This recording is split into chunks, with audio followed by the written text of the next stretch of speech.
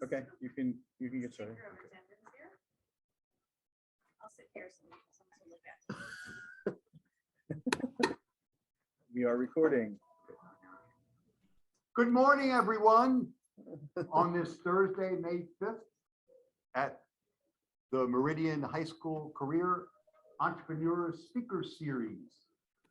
I am Chris Picrolitis, and I am the sponsor of the Meridian High School Entrepreneurs Club. We're coming to you live from the Media Center of the Library of the sparkling new Meridian High School. This is the inaugural Career Entrepreneur Speaker Series, sponsored by the Meridian High School Entrepreneurs Club and the Business in Education Partnership Program of Falls Church City Public Schools. This is the third session of 3 sessions of the series. We've also met on April 21st and April 28th. In addition to today, May the 5th.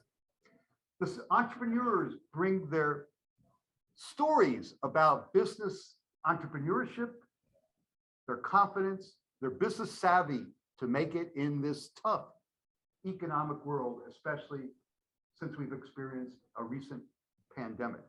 I am wearing a vest today, and our speakers are here today because they are invested in our students' future. So please join us. The format will be that there are 3 speakers. Each speaker will have approximately 4 minutes to make their presentation individually, and then they will be introduced by students, some of whom are not able to be here today because of the IB and AP testing. And after the presentations, we should have 3, 4, 5 minutes to field questions and give answers. For those who are members of the Entrepreneurs Club, an announcement.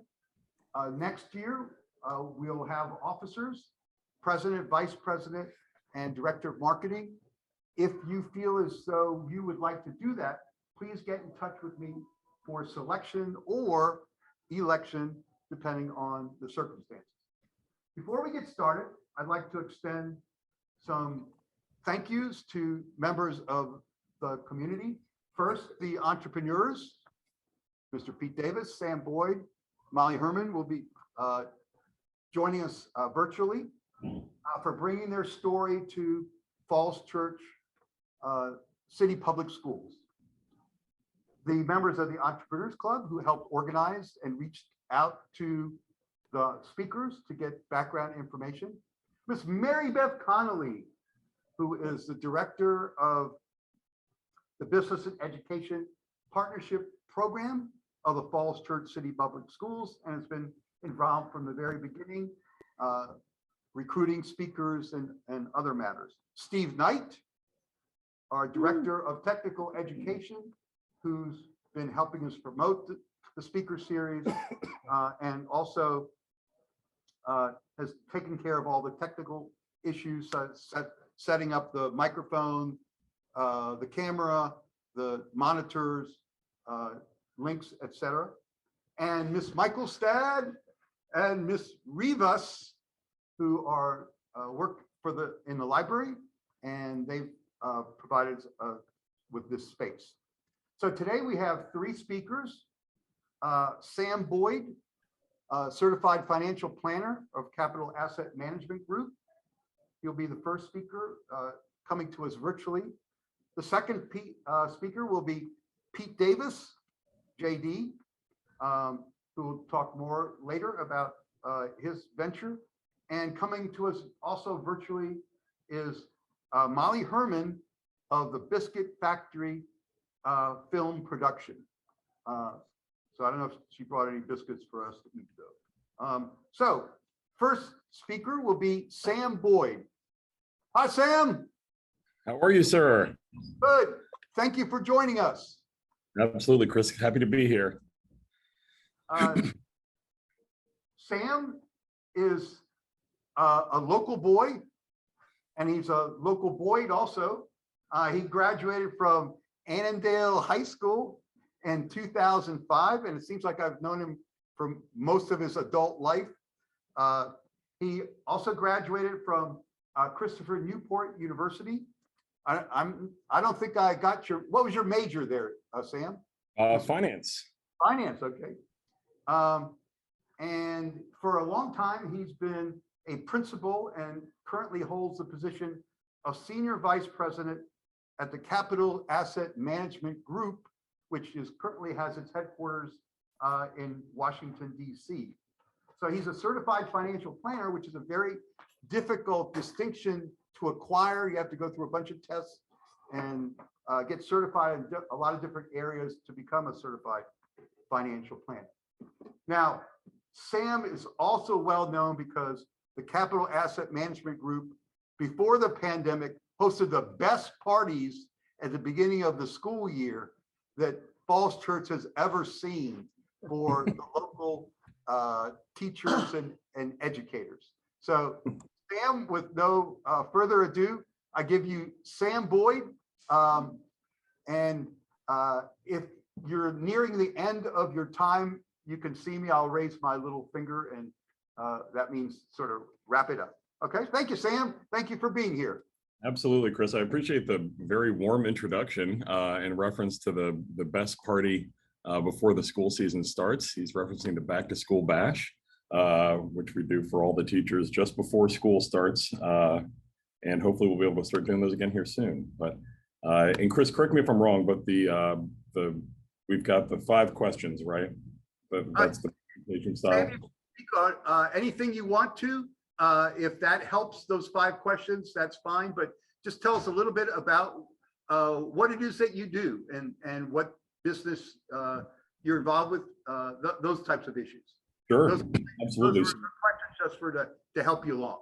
Okay, great. So, Capital Asset Management Group, we are a financial planning and investment management firm. So we're about a 40-year-old company. We're John, Gerard, my partner, and myself, and then we've got about 16 staff headquartered here in Georgetown in DC. We serve all sorts of folks. So the company was, originally founded by John working in the school systems and with nonprofit employees, which is how we know Falls Church so well through their 403B and 457 retirement plans, helping out the educators there planning for their future. John had a really unique challenge back when he first got started, which was he had to find a way to deliver sometimes complex recommendations around financial planning across a broad spectrum of financial literacy, usually in a limited period of time, and usually with a very limited data set. So think, with the pay stub in the teacher's lounge and a calculator, right? And so necessity as the mother of invention, our financial planning process was birthed. Our planning process is, we call it the Integrated Independence Method, or I2M for short. And it is a financial system that we take all of our clients through. It started out pen and paper in an HP 10B2 calculator, financial planning calculator. And then it became Excel spreadsheets and PowerPoints that merged into PDFs. We built our first software version in 2013, and then we launched our enterprise version right at the beginning of the pandemic, as it happens. But I think what's unique about the way that we do financial planning is that, coming from the roots of communicating, somewhat complex, typically foreign concepts to people in a way that is easily communicated, easily understood, sort of bite-sized vignettes of what becomes a broader financial plan. It's completely unique to us, and that the process and the software that we've built enables that. More generally, in terms of financial planning, when we, it's, in my opinion, the best job in the world. I couldn't imagine doing anything different. I recall being at a financial planning association luncheon and hearing a gentleman talking about he was being presented with sort of a lifetime achievement award And his comment was that being an independent investment management financial planning firm is sort of the ultimate broad curriculum, almost liberal arts experience that you could imagine. You have to be a marketer, right? You have to, obviously be strong with your math and finance and economic skills. And of course, you need to be an effective communicator and a leader and a manager of people. So, you touch on all of these different components of what it takes to get people, motivated and on the same page and deliver really high quality work for a broad spectrum of people. The last thing I'll mention, when I'm recruiting new advisors into the financial planning world, what I always tell them is, I relay this story. Harvard did a study going back to the 1920s that started with a group of students, sophomores at the time. And then they brought in their children way down the road, and then their grandchildren afterwards. And the purpose of the study was to identify the key contributors to happiness. And unequivocally, the two largest contributors are a deep sense of purpose and close relationships. There is no other business in the world, in my opinion, that gives you that level of purpose and close relationships that personal financial planning does, having a window into people's lives over many, many years and creating massive value for them and delivering in the context of personal, professional, and financial outcomes is, in my opinion, the most rewarding pursuit. Personally, the only downshot I'd say about our business is that sometimes it takes many, many years for the outcomes to actually be achieved. So, there are some days that I wish I was a Zamboni driver or a power washer where I could just, cleanly see the work be finished right after I started. But, with that said, it's a wonderful pursuit. And I think it's a sort of the ultimate entrepreneurial test. It's a multidisciplinary, multi-factored business that you need to run. Thank you, Mr. Boyd. That was very insightful about your business and how you attack it. Our next speaker is Mr. Pete Davis, JD. He's also a local boy. He graduated from George Mason High School in 2008 and was in my AP government class and economics class. And despite that, he was still able to be successful. He went to Harvard and graduated in 2012. He was a government major. He took some time away from academia and worked at a number of positions, including one, Ralph Nader, the consumer advocate. He graduated from Harvard Law School in 2018. He's the founder of the Democracy Policy Network that empowers individuals in a democratic system. He's the author of the book Dedicated and has written many journal articles. He's also on the Falls Church Housing Commission. But today he's going to speak to you about Getaway. Getaway is a company that places small cabins out in the wilderness so people can get away from it. But before we get into his discussion, I would just like to say that Peter, if he never made another cent for the rest of his life, he is already a success. A more caring and compassionate person who's involved in the community, you will not find. So thank you, Pete, from Falls Church, your family, your friends, etc. Although I think his wife said he did have to spend a little bit of money for food and things of that nature. So, okay, so with no further ado, I give you Mr. Pete Davis. Thank you, Pete. Great. Thank you so much, Mr. P, for that very kind intro. And everyone watching, you're 14 years out, and you still call him Mr. P. Kind of happened. And so I co-founded this company with my good college friend John Staff called Getaway. What we do, just to tell you a little bit about the startup, is we we design and build tiny cabins, and we place them in the woods outside of major cities, and then rent them out by the night for people to disconnect and recharge there. So what's interesting about the cabins is they're cabins on trailers, but they're built like out of wood on the cabins. And there is a cell phone lockbox in each of the cabins that you are not required, but encouraged to lock your cell phone away while you're there. And that's what we mean by disconnect and recharge. Because it's, it's trying to be, whereas we're very over technologized in normal life, you can go to get away and have an analog life. Whereas we're very kind of in bustling city. A lot of us are in bustling cities. You can go outside to the woods, 2 hours outside of major cities, and have nature. And in a place where work is like in the cities where, work is like kind of constantly present and you're getting work emails all the time and things like that. Getaway is a place where you can have leisure and relax. So it's trying to mix nature, leisure, and disconnection. And it just was the 7-year anniversary of sending the first emails to each other with our original brainstorming ideas back and forth. And I'm no longer in day-to-day with the company anymore, but my co-founder, John Staff, is still CEO. And I've kind of become a co-founder emeritus, where I have calls with him every week where he complains about things that are happening and we talk it through, and it's still fun. So I still kind of know a lot of what's going on in it, but was with it for a good amount of years.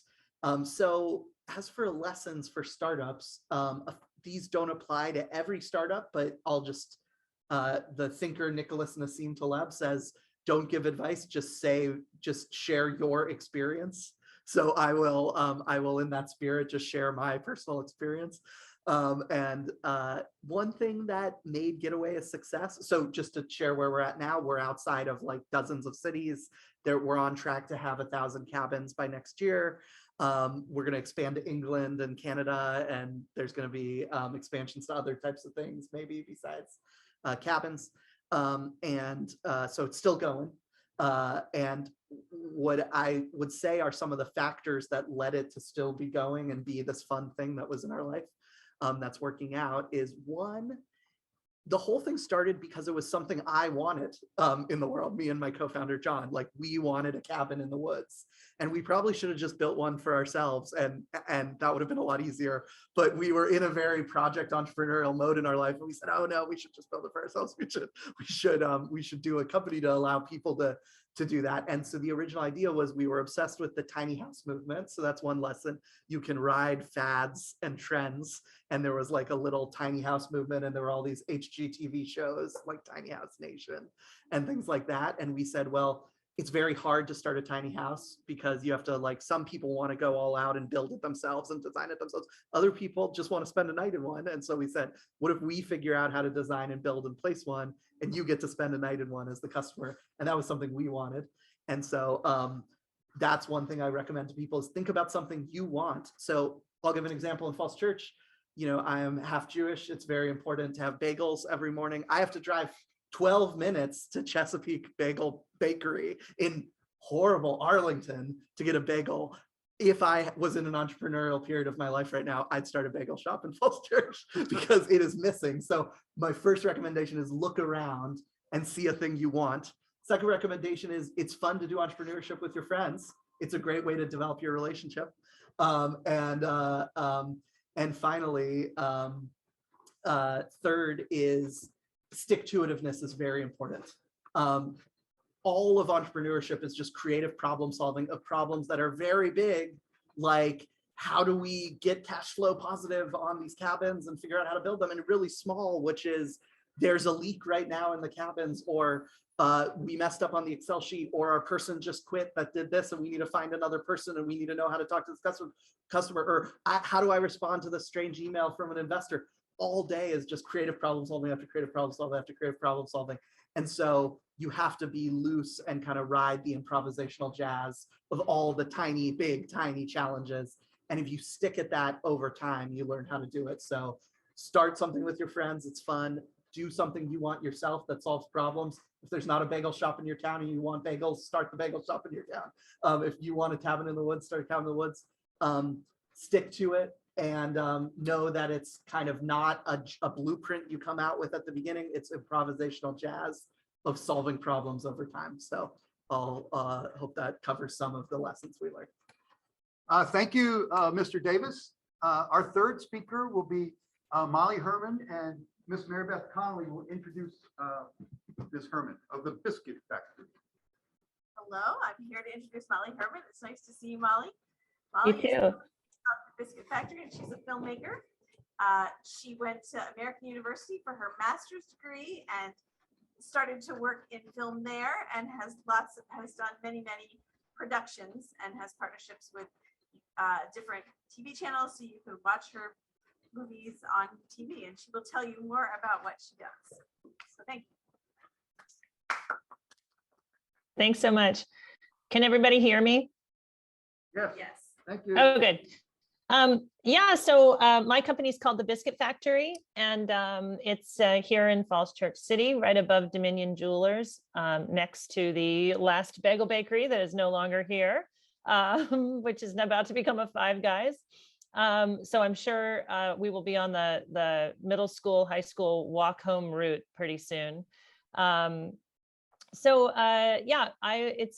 what we do is primarily documentary production, long form series and television shows for networks like Discovery and Smithsonian and Curiosity Stream and National Geographic, and then a lot of short form digital media for nonprofits and for-profits, museums.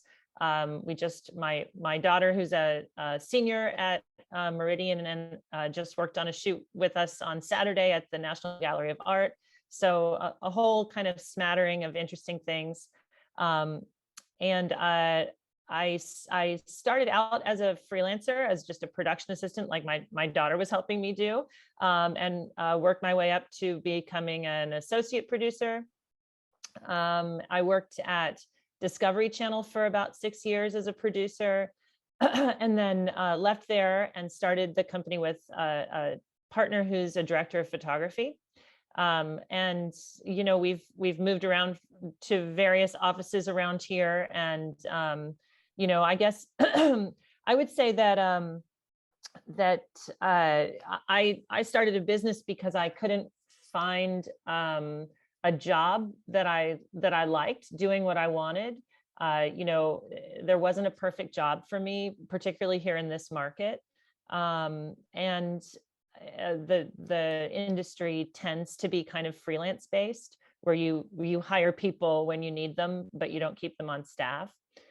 So it was never my intention to run a business. And I think my advice is probably, if you're interested in a creative pursuit, think about how you might need to run your own business to pursue that creative pursuit. So actually, my hairdresser once told me that he was trained in Holland, and that in Holland, if you train to become a hairdresser, it also includes business school, because they just assume that you will start your own hair salon. And I think that I wish that I had sort of picked up more business skills in school and not on the job, but and not underestimated how running a business is its own thing, and that the product, no matter how good it is, may not just automatically make your business work. So that's my advice. Particularly if you're a creative person, think about how you may need to be able to promote and run your own business. And in terms of documentary work and production, I think that the sort of tips that I would have, or the advice that I would have, is that the people who are successful really just have good common sense, are reliable, have good judgment, and I think that on my sort of personally, I think I could have aimed higher from the very beginning. There was no reason why I wasn't going to be the best at this or the most successful. And I think that I think particularly now that everybody is so well connected with the internet, which my career started before the internet, believe it or not. I think that you can look up and connect with, and try to have informational interviews with anybody that you admire, and just really aim high. Thank you, Ms. Herman. Okay, we have a few moments for questions. I have a question for Mr. Boyd. Do you hear me? Does he hear me? I don't know, he turned off his camera. Let's see. Yes, I can hear you. I'm with you guys. Mr. Boyd, first of all, let me give you some applause. I don't think we gave you enough applause. We give applause based on merit and equity. So you qualify in both cases. Wonderful. Mr. Boyd, when you left college, did you sort of meander into the job of a financial planner, or did you sort of have that as a target at time of graduation or soon thereafter? And Really good question. did you know what you were getting into? Yeah, that's a really good question. So I mentioned necessity as the mother of invention earlier. This was a similar scenario. So I graduated from college in 2009, right? And so, the job market was just booming at that point. And I was a finance major, but I was also pre-law. And so I had, taken my LSAT, and I'd gotten into a couple of programs that, were pretty good. And at that point, I got a scholarship from the university, which was a civic engagement leadership type scholarship. It was a check for $500 and a job at a local broker dealer down in Newport News, Virginia. And so I thought, bird in the hand, two in the bush. I could, take on a lot of loans and go to law school, or all of my friends were going to work for Enterprise Rent-A-Car in the, bottom of the Great Recession. So I figured I would go to work in the major that I, had studied. And so I worked at that regional broker dealer for about 10 months and got all of my licenses. You have to take a series of ongoing tests in this business, and then a ton of continuing education. And I got all my licenses. Newport News, Virginia is not the best place for wealth management. It's a very blue collar town. So as soon as I did that, I headed back up home, and I found 3 advisors that had left Morgan Stanley that were starting their own independent firm, and they needed somebody to sit at the front desk and take out the trash and set up their CRM and answer the phone and do everything. And they couldn't pay me much, but they promised to put $5,000 in my Roth IRA and pay for my CFP exam, which I couldn't do myself. And so sat for the test, passed it. You have to have 2 years of experience in the business to wear the credentials. And so as soon as I hit that mark, I started getting a lot of phone calls. The average age of an advisor is like 65, right? So I found John Gerard, my partner at that point, and the rest is history. Thank you, Mr. Boyd.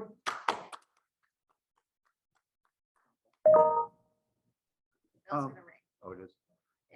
Pete, we didn't talk too much about you, Mr. Davis. We didn't talk too much about your appearance on Shark Tank. Yep. Did that enhance promotion, or was it just looking back something that was just fun? Yeah. My 2 things I'll say about that is, Shark Tank's very good for marketing, because one thing you'll learn in startups is there are things called B2G, B2C, B2B businesses. Are you a business that serves businesses? Are you a business that serves governments? Are you a business that serves consumers? We were B2C. Our goal is to try to get a bunch of eyeballs on our business. And so going on national TV helps with that. Making deals in less than 3 minutes are probably not good for your business. So we ended up not taking a deal on Shark Tank. We got offered one, but in retrospect, it was a very bad deal. So we did not take it, but it was nice to be on TV. It was fun. Went to the Sony Pictures lot right next to where the Wheel in Wheel of Fortune is. Oh. And we brought one of the tiny houses there, and so that's in California. And it was fun, and it resulted in the largest amount of kind of eyeballs on our website, and was a a thing that helped kind of add a lot of legitimacy to what we were doing. Yeah. My question for Molly is, what other businesses do you work with in your business? So you mentioned some of the networks that you work with. Are there other smaller businesses that you work with to create your films? Yeah. Right. So we sort of do the broadcast part of our work. And then, one thing, sort of what's happened that was bad for me in my career trajectory is sort of reality shows kind of became a huge thing.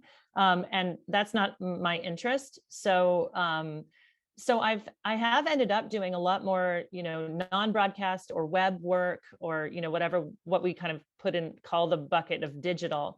So whether that's art museum films or, right now we're doing a series of 30 profile videos for a major law firm that introduce new partners that are coming in. It's like a global firm. So, you have someone in Brussels and someone in San Francisco. And as people are elevated into new jobs or joining the firm, we just do these great little interviews and come up with these nice little profile videos so that everybody in the firm can get to know them. We've done, sometimes we'll do like a live thing, like we're doing for the National Gallery of Art on I think the 14th, there's a lecture between an artist and a musician that's happening in the sculpture garden, or like a conversation. And then there's this instrument, this calliope wagon that has a lot of, that is sort of an art piece that's going to play music that we're going to film, and then we're going to make a whole, piece about it that can kind of go out and sort of push that effort, into more of a global sphere. So a lot of people, it can kind of extend it, a lot more people can see it, and the people that'll be there live. We work with the American History Museum to, promote new exhibits that they're having. So they just, during the pandemic, they opened an exhibit about girlhood, which is a sort of permanent exhibit. All girls should go see this. It's totally made for them, and was really cool. And they couldn't have a single person come to it. So, and now you can go and it's open, but we actually did like a walkthrough video, with the director of the museum and some of the curators, and showed off some of the pieces to sort of create some buzz and an opportunity to get in there. And during the first year of the pandemic, we produced the then George Mason High School graduation. So we do, we sort of do a little bit of everything and try to, be helpful. And kind of our main rule is that we just sort of want to work for people who are doing positive things, and particularly who aren't doing bad things in the world. So that's kind of our main guiding principle. Thank you, Ms. Herman. How'd you get the name Biscuit Factory?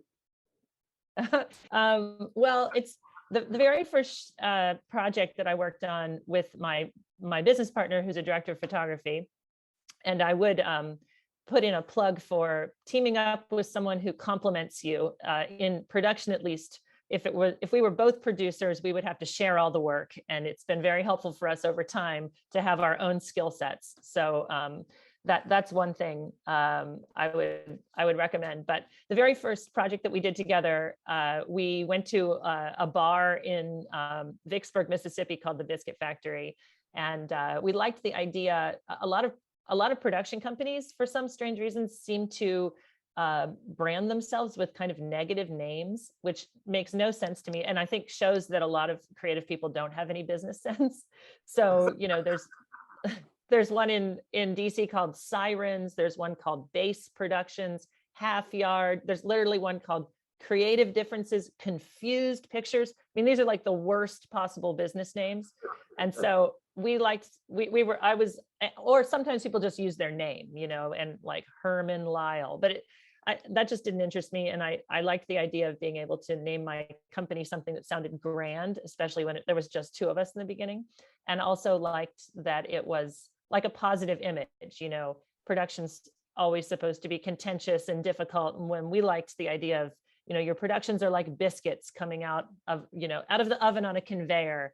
I think our first hats we ever had made said the Biscuit Factory, hot, fresh, and yummy.